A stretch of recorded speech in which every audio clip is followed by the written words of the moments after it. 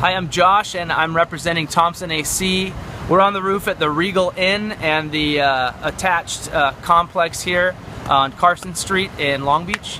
And we're looking today at the ductwork situation, primarily as per the building owner's request. So this video is to articulate more clearly and accurately some of the things that we see up here on the roof. Let's start with issue number one. Right here we have a shot of the Reflectix bubble wrap insulation inside non-insulated components. Basically what happens is instead of purchasing a Circle Line TY or Circle Line elbow, as they might be in limited quantity, or for whatever reason, the installers opted to purchase a non-insulated product and use spray glue and this Reflectix basically bubble wrap to line the fitting. What's happening is on the right side of your screen, you can see the insulation is becoming detached from the perimeter of the duct. And it's falling into the airway there, and in time, this is fairly new, but in time it will completely fall and cause restrictions and all sorts of problems. It's not to code and it's not correct. Hi, my name is Tim. I'm with Thompson Air Conditioning. I'm here with Josh on the roof of the Regal Inn and the property over here in Long Beach. I'm going to discuss 3 issues here with the beginning of the duct system dealing with the Regal Inn, involving no plenums, damper disc handles, and improper TYs. Here we have the supply and return start points of both ducts. There's supposed to be plenums here to provide the proper static pressure for both the supply side and the return side.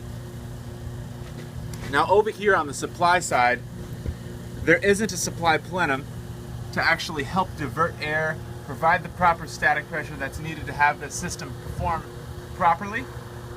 Also, you see on top here that there's 2 damper disc handles to help balance airflow, which is fine, but with the unsealed nature here, it's going to cause water leaks over time. If you have dampers at all on an exposed roof with exposed ducting, you're supposed to have them on the sides so that the holes will not cause water leaks in the future. Now here, on the same unit, on the supply side, we have a TY, or an intersection, a duct intersection, where air is both being diverted this way and this direction. This TY is improperly installed due to the fact that the airflow is going in this direction. There's no additional blockage or static pressure buildup here to help divert air in this direction. This TY is actually upside down. This pant leg should come off this way and divert air around to be in the proper design and for the system to function in the correct way. This drain line associated with this system is also another issue that we wanted to go over today.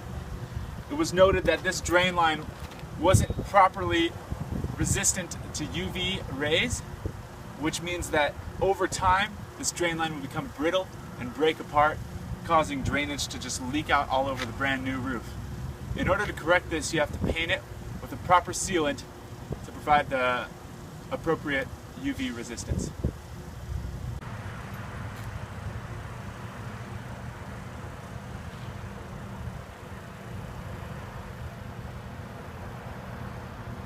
A simple 90-degree rotation of this unit could almost double its efficiency.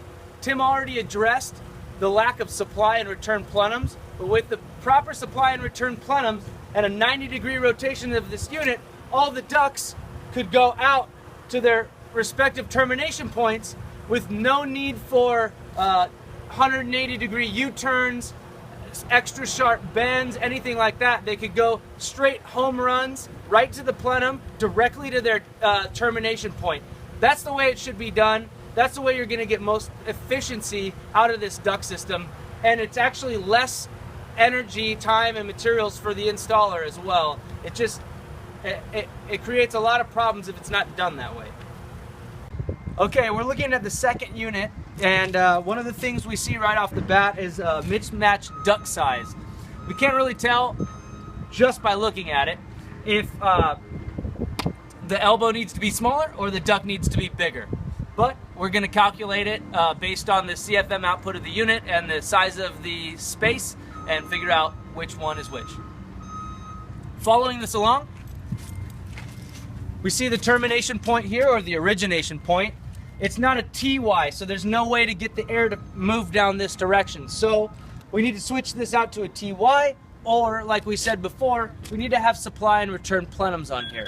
I don't think they had them on there originally, but the addition of supply and return plenums would create enough static pressure that we could actually emit an actual TY. Just use the plenum, it would work just fine. The first 2 or 3 fittings we can see here don't have Reflectix bubble wrap in them, but like we said before, we probably should look at the rest of the system and probe through it more carefully to see which stuff is circle lined and which stuff has the bubble wrap in it. We're looking at the last unit here, and while functionally the ductwork is all right, we still need to inspect and make sure that there's no Reflectix used in this one. Also, we've been informed that this is not the correct location for this unit. All the units need drain lines painted. We need to get rid of all the Reflectix bubble wrap. We need to fix any bad fittings or improperly used fittings. I think that's it, but we'll include anything else on the quote.